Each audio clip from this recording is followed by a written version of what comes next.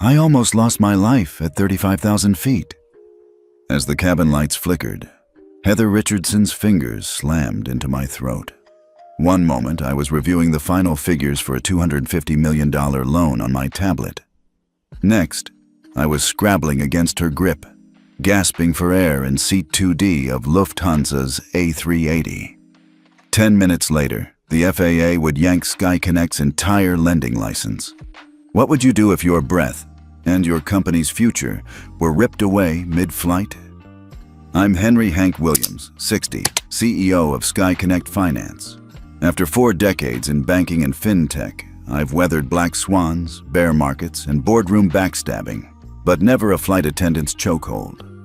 Born in Queens, I clawed my way through NYU scholarships and industry skepticism to co-author the Williams Amendment for the FAA, an emergency clause granting regulators power to revoke licenses over human rights breaches in the air. Abstract until today. When Heather first ignored my sparkling water request, I chalked it up to a tough workday. But as she served every other passenger, something darker stirred. A low, simmering bias. I pressed the call button. She switched it off. I waited 5 more minutes. No water, no apology. Then came the glass-shattering moment. Heather yanked the drink from my tray, splashing my proposal across my lap. And before I could react, her fingers locked around my windpipe. Panic ricocheted in my chest as cameras flashed. Jason, a younger attendant, lunged, but Heather shoved him away. My world contracted to the burning in my throat, the blur of overhead bins, the urgent whispers of frightened travelers. I remembered every negotiation where I'd stayed calm under fire. Now, I had to draw on that same composure, because a live feed from one of the flashes had already pinged FAA headquarters. As consciousness threatened to slip, one thought anchored me. I will not be silenced. By the time we hit Chicago airspace, an emergency descent was called. 15 minutes later, the FAA triggered the Williams Amendment, revoking our $250 million credit line and grounding SkyConnect's entire portfolio. This was more than personal vindication. It was the opening salvo in a fight for dignity at 35,000 feet and beyond. Stick around to see how a single moment of injustice sparked a full-scale reckoning. I grew up in a 2-bedroom apartment in Queens with my parents, 2 siblings, and more ambition than space. My mother worked double shifts as a nurse. My dad managed the building's maintenance. Even as a kid, I balanced schoolwork with part-time jobs, delivering newspapers before sunrise, tutoring classmates after school, stocking shelves at night. I earned a scholarship to NYU, where I majored in economics and fell in love with financial models. By 22, I was a junior analyst at Midtown's biggest investment bank, burning the midnight oil to prove I belonged. I learned every corner of capital markets, but I also saw the biases that kept small businesses and underserved communities from accessing credit. Over the next 2 decades, I rose through the ranks, associate, vice president, partner, always haunted by the memory of that Queens apartment and the friends who never made it past the bank's front door. In my late 40s, I pitched a radical idea, a fintech platform that could underwrite loans based on community impact metrics rather than just credit scores. Traditional banks said it was too risky. Venture capitalists laughed. But I was stubborn, fueled by those early days when I watched neighbors' dreams stall for lack of funding. I mortgaged my own home, pooled savings with a handful of believers, and launched SkyConnect Finance. Our first year, we broke even. Year 2, we made headlines by financing a hospital expansion in Detroit's East Side and a charter school network in Atlanta. Now, at 60, I'm in the final stretch of negotiating a $250 million syndicated loan with a consortium of global banks. This capital infusion would let us expand into renewable energy projects in underserved regions, exactly the mission I'd dreamed of since NYU. But beyond that, I carry another legacy. 2 years ago, I worked as a senior advisor to the FAA, co-authoring the Williams Amendment. It was meant as a safeguard. If any in-flight incident involved human rights violations, Regulators could immediately revoke an airline's financial license. It felt academic then, a footnote in my career. Today, it's very real. As the Airbus climbed to cruising altitude, I stared at my tablet, reviewing term sheets and covenants. Every clause mattered. Every comma could mean millions. I clicked through the details one last time. In a few hours, this loan would either cement SkyConnect's future or shatter it. I took a deep breath, adjusted my tie, and reminded myself of where I came from. No matter how high I climbed, I couldn't forget those early mornings on Queens sidewalks. Because every time I fought for funding, it wasn't just about profits. It was about people who deserved a chance. And I was determined to make sure those chances expanded, starting with this single flight. I pressed the call button once, then again, trying not to let annoyance show. My tray table held a neatly folded napkin, and next to it, the untouched sparkling water with lime I'd ordered. Heather Richardson, hovering at the front of the business cabin, still hadn't acknowledged me. Instead, she gave the same curt nod to every other passenger, white-suited executives and celebrity chefs, before sweeping past. My heart sank. I've flown flagship routes more times than I can count, and first-class service is supposed to be seamless. But Heather's gaze flicked over me like I was a hitchhiker at a toll booth. I caught the flash of smirk when she turned away. A tiny spark of irritation flickered. This wasn't just bad service. It felt intentional. I let out a quiet sigh and closed my laptop. Time to try face-to-face. "Excuse me," I said, voice even. "I ordered sparkling water with lime. May I have it now?" She paused mid-stride, lips tightening. "I'll get to you when I get to you," she snapped, then swept off to serve someone else. My fingers twitched against the edge of the tablet. I leaned back, recalibrating. In that moment, the soft hum of the engine sounded accusatory, and the cabin felt smaller, more claustrophobic. All around me, passengers chatted, flipped through magazines, tapped on screens. Oblivious. I'd navigated hostile boardrooms and hostile markets, but this, being singled out at 35,000 feet, felt like a betrayal of everything I'd earned. I forced a slow breath, reminding myself, stay calm. After all, I'd helped draft the Williams Amendment as a senior FAA advisor, an emergency backstop against precisely this kind of in-flight injustice. Yet, as the seconds ticked by and Heather's cart disappeared again, my professional composure wavered. Something darker was at work here, and I couldn't ignore it any longer. That's when I realized this wasn't about a drink. It was about who gets served and who gets left behind. When my phone buzzed, I half expected another boarding update or a push notification about the loan syndication. Instead, the alert read, FAA notice, Williams override active, immediate review of SkyConnect finance license.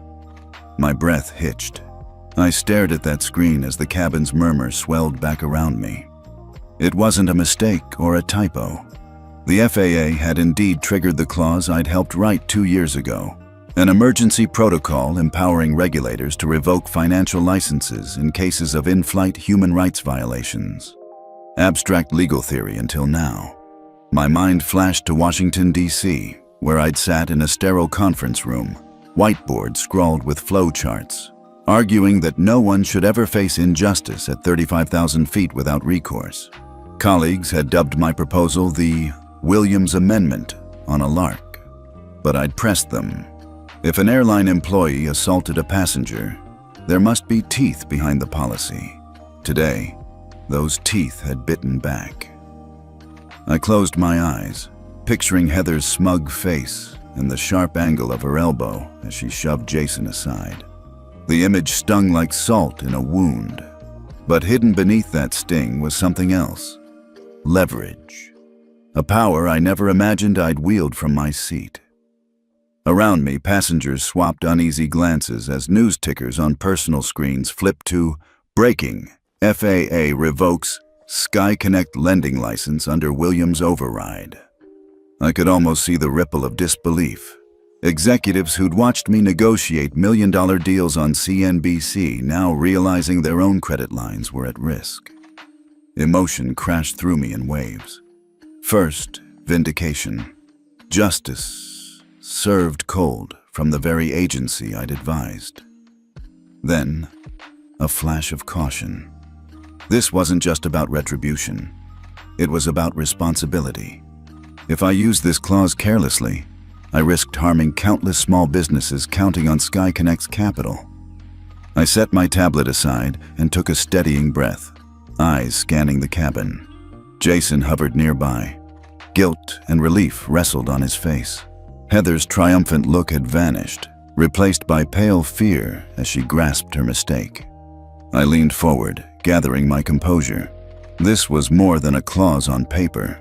It was a statement: we all have rights, even at cruising altitude, and if we fight for them, we can change the rules of the game. The plane's engines hummed. My heart thumped in time. In that moment, I knew two things. The Williams Amendment would define the next chapter of my life, and the world would never view first-class service the same way again. I watched in stunned silence as Heather Richardson re-emerged from the galley with a drink cart, this time with a malicious glint in her eye. She skidded to my side, slammed the glass of sparkling water onto my laptop keyboard, and sent a cold cascade of bubbles and lime-scented liquid across my proposal documents. My heart sank faster than that spill. I instinctively grabbed a cocktail napkin and began dabbing at the wet pages, masking my outrage with practiced calm. My fingers trembled. You can't show anger in first class, I reminded myself. Not when negotiations for a $250 million loan depend on your every professional move. Heather crossed her arms, lips curled in a smug half-smile. Turbulence, she offered, as if that explained the drenched covenant pages. Around us, a few passengers turned to stare. Some raised their eyebrows. Others sat frozen. Jason, the junior attendant who tried to help earlier, hovered awkwardly behind Heather. He cleared his throat. Sir, I'm so sorry. Let me get you fresh copies of those documents. His voice wavered between apology and defiance. Heather shot him a warning look. It's fine, I said, standing so that the overhead lights would catch the sheen on my suit. I folded the soaked papers with deliberate precision. No need to make a fuss. Inside, fury smoldered, an ember that threatened to ignite. A murmur rippled through the cabin when a white businessman 2 rows back cleared his throat. That was uncalled for, he said, his tone measured but firm. Heads turned again. Heather's smirk faltered. Jason gave me a grateful nod. My pulse hammered as I realized this moment was bigger than me. The same conflict that fueled my work in underserved communities was unfolding here. Who gets respect? Who gets service? And who gets brushed aside? I bent to retrieve the replacement proposal Jason held out. As I smoothed the crisp, dry pages back onto my tray table, I caught Heather's reflection in the polished metal of the service card, her face momentarily unreadable. I straightened my shoulders. I would not be the angry man she expected. Instead, I would be the calm professional who knew exactly what power he held, and when to use it. Because at 35,000 feet, dignity isn't just a courtesy, it's a right. And I intended to remind everyone of that. My chest tightened before I even realized what was happening. 1 second, I was holding a fresh stack of loan documents. The next, Heather Richardson's hand shot out, wrapping around my throat with shocking speed. My fingers lashed at her wrist, heart hammering so loud I thought the engines would hear it. Air erupted into screams. Jason surged forward, but Heather shoved him aside like he was a rag doll. Her eyes were wild, less a flight attendant than a cornered animal, and I tasted fear in every bubble of the sparkling water still on my lips. Every instinct screamed to fight back, yet I hesitated. A single wrong move, and any sympathy I'd built would vanish. "Stop it!" a voice rang out. A young woman 2 rows back, Amara, I later learned, had been recording. She stood, phone raised, her tone fierce. "He didn't do anything." The cabin blurred with phone lights and frantic whispers. Heather's grip tightened again, cutting off my air. My vision swam. The cabin spun. My hands caught her forearm and wrenched sideways, searching for an escape. I gasped, each breath a battle. Around us, passengers rose in unison, executives, a retired cop, even an elderly woman leaning on her cane. They formed a barrier between Heather and me. Jason scrambled beside me, voice shaking. "Sir, are you okay?" Heather recoiled, breathless, as if startled awake. Her face drained of color. The tension snapped. Jason grabbed her arm, pulling her back. Two burly businessmen intercepted her path, ushering her toward the galley. Patricia, the lead attendant, appeared at the doorway, eyes flicking from me to Heather, realization dawning. I sank back into my seat, fingers on my throat, lungs ragged. My documents lay scattered on the floor, like my dignity had been moments ago. Passengers snapped photos, recorded statements. Some offered water, others whispered apologies. In that chaos, I felt a fierce pride. This wasn't just about me. It was everyone who ever had their humanity stripped away mid-air.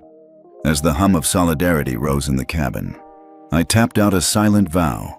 I would use this moment, and every ounce of the Williams Amendment, to make sure no one else ever faced that chokehold alone. The captain's voice crackled over the PA before I could catch my breath. "Ladies and gentlemen, due to a medical emergency, we're diverting to Shannon Airport. Please remain seated with your seatbelts fastened. We expect to land in approximately 10 minutes. The cabin erupted, heartbeats pounding in unison with the engines. I pressed my hand to my throat, still throbbing where Heather's grip had dug in. My pulse raced. Relief that help was coming, but dread for what was next. Jason was immediately at my side, pressing a small water bottle into my hand. "Sir, we have medics on the tarmac. You're safe now." His voice trembled, guilt and concern warring in his eyes. I managed a grateful nod. Every ounce of oxygen felt precious. Around us, passengers slid their seats upright. A retired nurse in 3A offered me an ice pack. A businessman dropped his tablet to help Jason clear the cabin row. Strangers who'd been silent minutes ago now hovered protectively. I caught Amara's eye, her phone still recording, her expression fierce. Outside the windows, the sky shifted from endless blue to a bank of gray clouds. The seatbelt sign stayed lit as the A380 descended, banking over Ireland's rugged coastline. Below, the green patchwork of fields slipped past in a blur. By the time the wheels touched Shannon's runway, a team of paramedics and local Garda officers stood at the jetway. EMTs in crisp white coats were already lining up stretchers. Officers conferred in low tones. I inhaled, bracing myself for the next stage of this ordeal. The door opened with a pneumatic hiss. I rose slowly, careful not to jostle my throat. Jason supported me at the shoulder. The nurse pressed a hand to my arm. I took one step, then another, each footfall echoing down the aisle lined with witnesses offering encouraging murmurs. In that dragging moment, my mind whirled with emotions. Shock at how quickly violence could erupt mid-air. Relief that help was waiting. And a flicker of triumph knowing the Williams override had been triggered. This wasn't just a personal victory. It was proof that justice could land as swiftly as we did. As I descended the stairs onto Shannon's tarmac, lights from ambulances and police vehicles painted the fuselage in red and blue. My heart pounded, but beneath it all was a quiet resolve. I'd survived this descent, and now we'd use every tool, legal, financial, and moral, to make the skies safe for everyone. We settled into the small conference room at Shannon's executive lounge, papers and tablets spread across the table like a war map. Diana Washington, our chief counsel, tapped her pen against the briefing deck. Yvonne Decker, PR director, had already queued up crisis statements on her tablet. I exhaled slowly. FAA just invoked the Williams override. Our license is revoked mid-flight, I reminded them, voice still rasping. A collective intake of breath filled the room. Diana's eyes shone with a mix of triumph and caution. Legally, this is unprecedented and airtight. "We helped craft this clause ourselves," she said. She paused, lowering her voice. "But regulators could face pushback. Airlines and banks might lobby Congress to narrow that authority." Yvonne leaned forward, scrolling through the live news feed. Headlines flashed. "Sky Connect grounded by its own CEO's amendment." She lifted her gaze. "Public reaction is trending positive. Viewers love the karma angle. But our clients, small businesses counting on these funds, need reassurance. If we lose all credibility as a reliable lender, we collapse our entire mission." I nodded. The thrill of vindication flickered with responsibility. "We can't celebrate at their expense," I said. "Our mission was always about people who lack access to capital." Diana flipped to the next slide. "We'll issue a statement acknowledging the enforcement, express solidarity with passengers, and outline our plan to negotiate a temporary credit line under oversight." She tapped the screen. "Meanwhile, we'll meet with FAA officials to ensure the clause can't be misused against us in non-emergency contexts." Yvonne drafted the opening lines aloud. "Sky Connect Finance supports the FAA's commitment to passenger safety and human rights at altitude. We will work collaboratively to reinstate our license under strengthened safeguards that protect all borrowers." I felt the tension ease. We had leverage, but also an obligation to our clients, to the communities we served, and to the principle that nobody's dignity should ever be negotiable. As we finalized talking points, I realized our fight had shifted. It wasn't just about one flight or one clause. It was about embedding respect and accountability into every contract, every boardroom, and every cabin, wherever power meets people. We convened via video call that evening, Diana, Yvonne, Tariq, and me, each framed by our home offices. The glow of multiple screens underscored how global this moment had become. I cleared my throat. "I'm not interested in a hush-money settlement," I said. "This isn't just about Sky Connect or Heather Richardson. It's about every passenger who's ever been demeaned or disregarded at cruising altitude." On the screen, Diana nodded. "Legally, we could settle for minimal damages," she admitted. "But you'd be bound by a non-disclosure agreement, and this story would vanish from public view." Yvonne chimed in, scrolling through social feeds. "People are rallying behind you. Hashtags like #HatchedEqualSkies and Justice at 35K are already trending." Tariq, our COO, leaned forward. "Competitors would love nothing more than to see us underfoot right now, but they'd also fear this amendment more than any regulator." I let that sink in. The Williams override wasn't just a clause, it was a beacon. I took a steady breath. "We're launching the Equal Skies initiative," I announced. "I'm allocating $5 million from my personal foundation to fund legal support, bias training programs, and a 24/7 reporting hotline for discriminated passengers."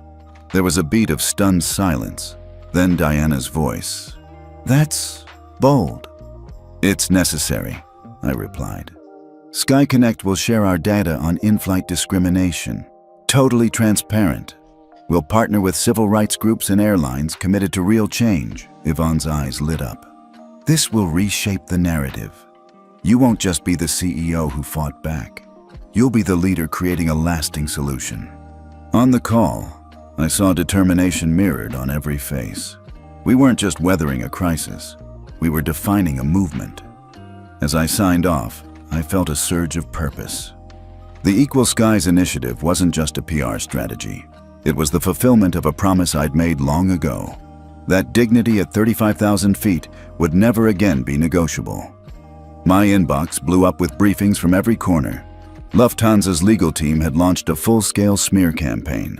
Overnight, reputable aviation blogs were running stories headlined, "Senior Passenger Instigates In-Flight Disturbance," quoting anonymous crew members claiming I'd refused to comply, and became belligerent before any assault occurred. A press release landed from Becker and Hayes, an aggressive PR law firm known for burying victims under legal intimidation. They alleged I'd boarded the flight visibly intoxicated, and hinted at undisclosed prior incidents. Screenshots of my personal social feed, doctored to look inflammatory, circulated on LinkedIn and Twitter. Even respected financial columnists began questioning my judgment. I leaned back in my hotel suite's dim glow, absorbing it all. Fury flickered. This was classic character assassination. Deflect attention from the real misconduct and muddy the waters. But I'd anticipated this. I tapped a secure message. Do not engage directly. Truth will out. Diana's note pinged back. They're desperate. We'll prepare a factual rebuttal and simultaneously release unedited footage from multiple passenger devices. Yvonne added, we should also highlight Jason's affidavit and Amara's influencer testimony. Contrast their smears with documented accounts. I exhaled, steadying myself. Smear tactics were nothing new in business, but using them to defend blatant racism and assault was beyond the pale. I closed my eyes and remembered my Queen's roots. How contempt from insiders had once tried to derail me. Then I smiled. If they want a publicity war, they'll get one. I typed back. Truth is our ally. Within the hour, our team drafted a concise press statement.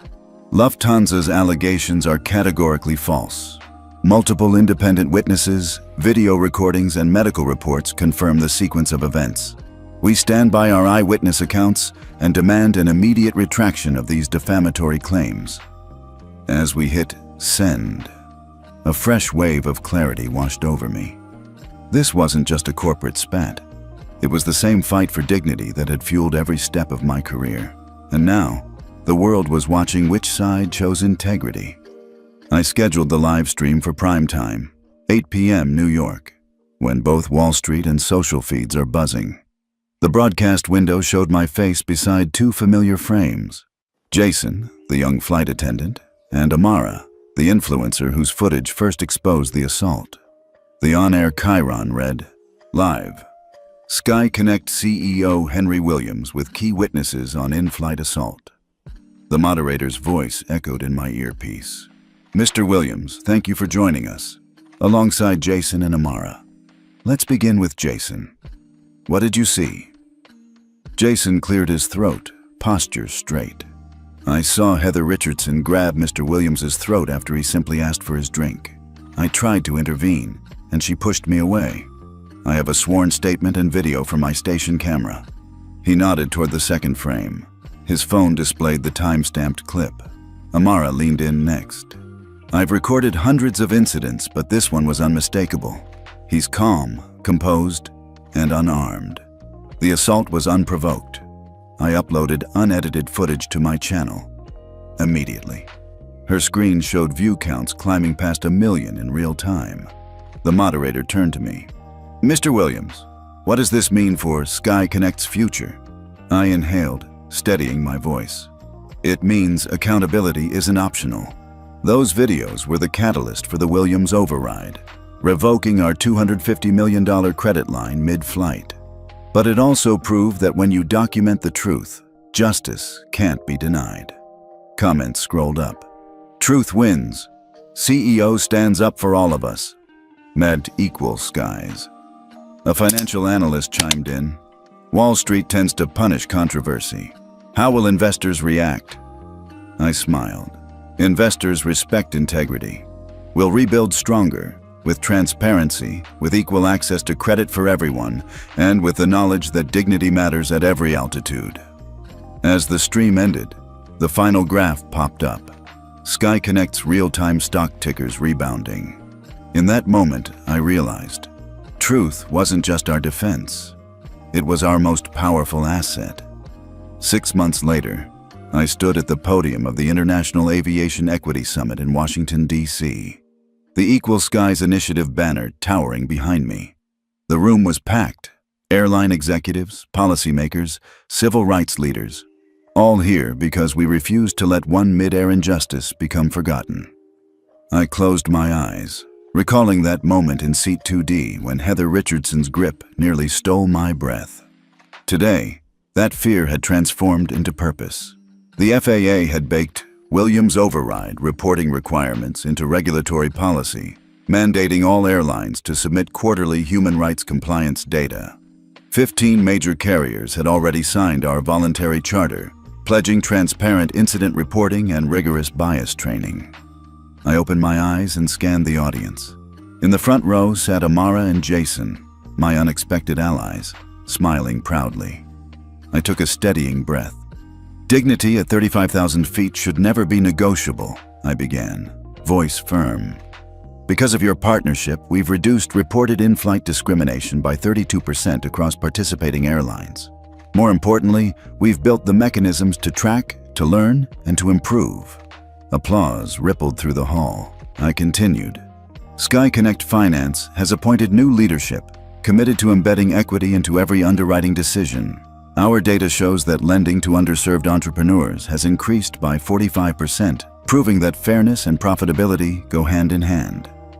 I paused as a projection displayed real-time stats. Bias reports down, satisfaction scores up. This progress sprang from a simple truth. When you document injustice, you empower change. The Equal Skies initiative has already funded 120 community workshops and legal aid grants, all supported by the original $5 million seed fund. A standing ovation greeted my closing. Let's carry this momentum beyond aviation, into every boardroom, every lobby, every home.